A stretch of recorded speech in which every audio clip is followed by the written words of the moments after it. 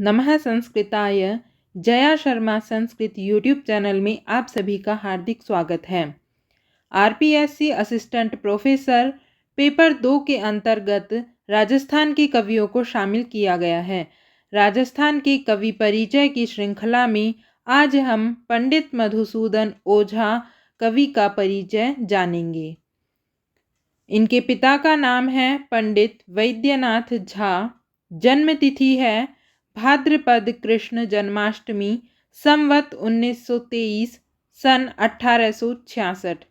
निधन तिथि है भाद्रपद पूर्णिमा सन 1939। जन्म स्थान गाढ़ा ग्राम मुजफ्फरपुर मिथिला बिहार।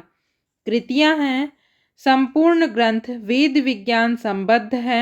संपूर्ण कृतित्व 2 भागों में विभक्त हैं, निगम और आगम। निगम महाखंड 4 ग्रंथ हैं, ब्रह्म विज्ञान, यज्ञ विज्ञान, पुराण समीक्षा, वेदांग समीक्षा। आगम महाखंड 6 ग्रंथ हैं, सिद्धांतागम रहस्य, संहितागम रहस्य, डामरागम रहस्यम, यामलागम रहस्यम, कल्पागम रहस्यम, तंत्रागम रहस्यम। इन महाखंडों में कुल 288 ग्रंथ हैं।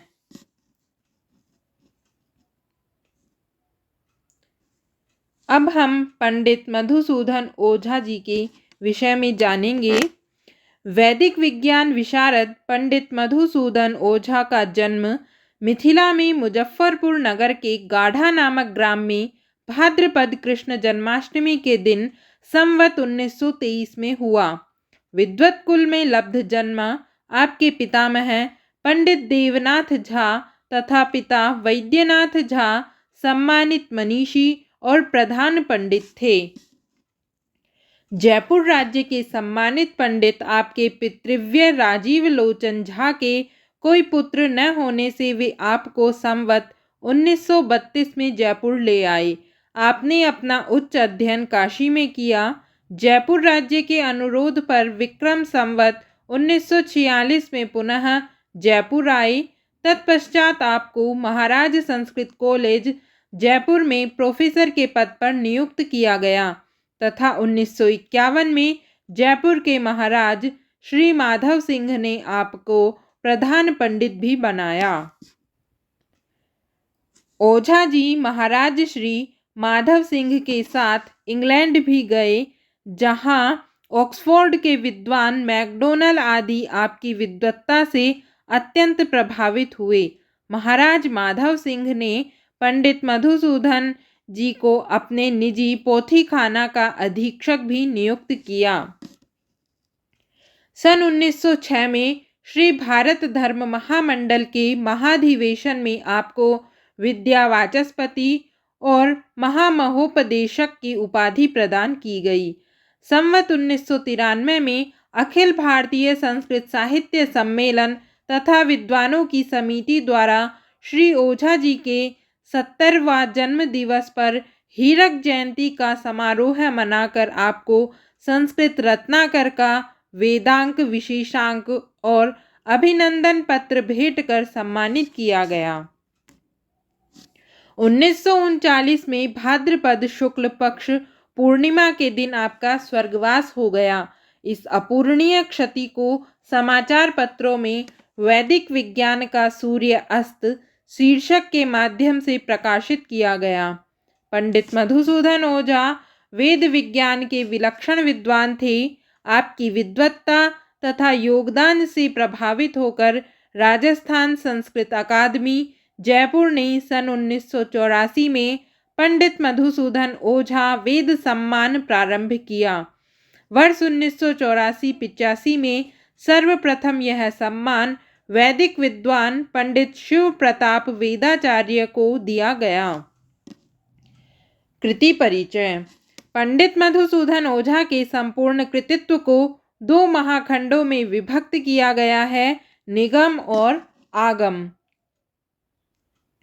निगम महाखंड में 4 महाग्रंथ हैं, ब्रह्म विज्ञान, यज्ञ विज्ञान, पुराण समीक्षा, वेदांग समीक्षा। ब्रह्म विज्ञान, इसमें 7 महाग्रंथ तथा 40 अवान्तर ग्रंथ हैं। ब्रह्म विज्ञान के 7 महाग्रंथों के नाम इस प्रकार हैं: दिव्य विभूति, उक्त वैराजिकम, आर्य हृदय सर्वस्वम, निगम बोध शिक्षा, विज्ञान प्रवेशिका, विज्ञान मधुसूदनः, सायं संप्रदीपः। यज्ञ विज्ञान, इस निगम के अंतर्गत आने वाले यज्ञ विज्ञान में 4 महाग्रंथ और 20 अवान्तर ग्रंथ हैं, जिनमें से कुछ प्रकाशित और कुछ अप्रकाशित हैं। यज्ञ विज्ञान के 4 महाग्रंथ हैं: निवित कलापः, यज्ञ मधुसूदनः, यज्ञ विनय पद्धतिः तथा प्रयोग पारिजातः। पुराण समीक्षा, पुराण समीक्षा में विश्व विकासः, देवयुगाभासः, प्रसंग चर्चितकम नामक 3 महाग्रंथ तथा 18 अवान्तर ग्रंथ स्वीकार किए गए हैं। वेदांग समीक्षा, वेदांग समीक्षा में 4 महाग्रंथ हैं: वाक्पदिका, ज्योतिष चक्रधर, आत्म संस्कार कल्पः, परिशिष्टानुग्रह। इसके 30 अवान्तर ग्रंथ भी हैं। आगम महाखंड, इस महाखंड में 6 महाग्रंथ और 120 अवान्तर ग्रंथ हैं, जिनका विवरण इस प्रकार है: सिद्धांतागम रहस्यम, इसमें 14 अवान्तर ग्रंथ हैं। संहितागम रहस्यम, इसमें 18 अवान्तर ग्रंथ हैं। डामरागम रहस्यम, इसमें 8 अवान्तर ग्रंथ हैं। यामलागम रहस्यम, इसमें 10 अवान्तर ग्रंथ हैं। कल्पागम रहस्यम, इसमें 6 अवान्तर ग्रंथ हैं। तंत्रागम रहस्यम, इसमें 64 अवान्तर ग्रंथ हैं। उक्त विवरणानुसार श्री ओझा जी के निगम और आगम महाखंडों तथा अवान्तर ग्रंथों सहित कुल ग्रंथों की संख्या 288 है। आपकी अंतिम इच्छा थी कि इन ग्रंथों को प्रकाशित करवाया जाए, अतः आपके पुत्र श्री प्रद्युम्न झा ने कुछ ग्रंथों का प्रकाशन भी करवाया। इस प्रकार कुछ ग्रंथ प्रकाशित तो कुछ अप्रकाशित हैं। पंडित मधुसूदन ओझा जी ने उक्त विपुल साहित्य के अतिरिक्त अनेक महत्वपूर्ण लेख भी लिखे हैं, जो संस्कृत रत्नाकर पत्रिका के प्राचीन अंकों में प्रकाशित हुए हैं। आपके द्वारा वेद विज्ञान के क्षेत्र में दिए गए अमूल्य योगदान से संपूर्ण संस्कृत समाज गौरवान्वित है। तो आज हमने पंडित मधुसूदन ओझा जी के जीवन परिचय के बारे में जाना। आगे हम ऐसे ही एक एक करके सभी कवियों के परिचय को जानेंगे। यदि आपको वीडियो पसंद आई हो तो इसे लाइक करें, वीडियो को अधिक से अधिक शेयर करें और मेरे चैनल को शेयर करना और सब्सक्राइब करना बिल्कुल भी न भूलें। धन्यवाद।